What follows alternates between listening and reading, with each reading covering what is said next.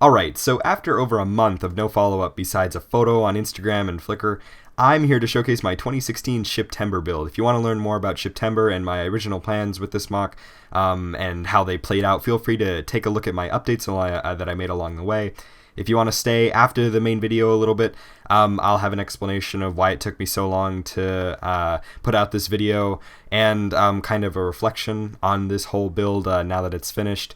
And yeah, but for now, we can go over all the details and such with my friend's themed SHIPtember ship. So I think the easiest way to go about this is to start at the front, and we'll make our way towards the back of the ship, which means we start over here at the tip. I made the front basically this giant railgun, just as something to easily make it look complete. With these antennas, the ship is 155 studs long. There's a bunch of greebles and whatever all around it to make it look cool and stuff. Here's some tubes near the back. The spine of the ship sort of leads off the front. This supports these two huge panels that hang over the sides and also keep the ship in one piece. Personally, I really like how this turned out. The patterns are pretty pleasing, if you ask me, along with the colors and this like fin towards the back. Now we're moving up to those aforementioned panels. These things weigh a ton. I had to actually add these bands that force them to keep each other from falling after the fact because the Technic below couldn't even get close to supporting them. My favorite part of these panels is probably the white lip all the way around, mostly at this front corner. That turned out pretty nice, I think. They're both symmetrically covered in greebles and random stuff to try and make them look as cool as possible, such as these stripes and cannons. I'll talk more about this later, but the colors here bother me quite a bit, how they relate to each other and such and things. They were pretty ill thought out and almost look like an afterthought in some areas, but we'll get into that after I'm finished showcasing you the whole ship. Ending off the panels are some fins and wings to try and give them a little bit more of a streamlined and sleek design, just to, I guess, kind of make it look cooler.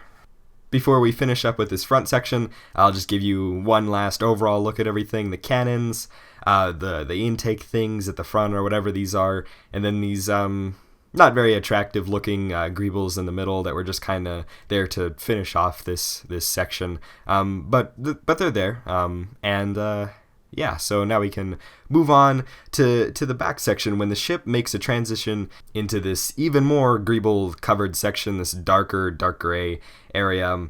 It's covered in all kinds of stuff to just kind of make it look cool. Coming off the back are the main thrusters. I really like how these turned out. They look pretty cool, especially with the lavender and just the angles that they're at. These wings on the sides were originally supposed to be much larger, and maybe even move, but those got dropped at the last minute. This white thing in the middle is supposed to be like this main communication instrument. There was originally going to be a bridge for minifigures here, but that also got dropped at the last minute in favor of turning the ship into just like an autonomous drone, mostly just because the bridge wasn't working out very well, and I had to finish the ship within like the next couple hours when I was ready to take photos of it and stuff.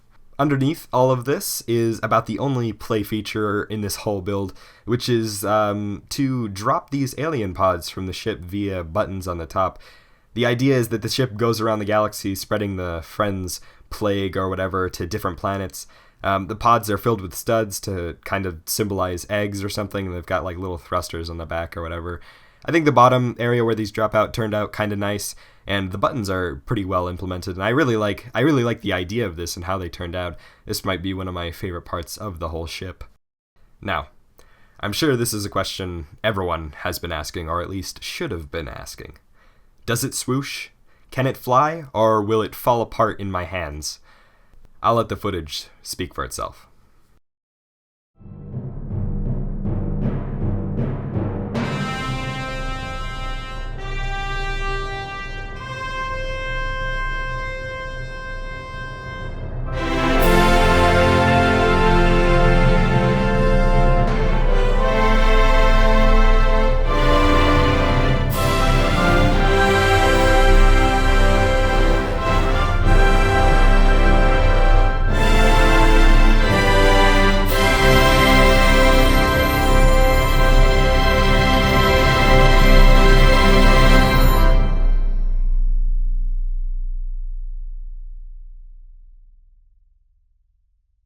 So if you just came here to see the build and see how it turned out, you can probably leave by now. It's pretty much over. I hope you enjoyed the video thus far, but now I'm going to get into the problems that I ran into with this ship.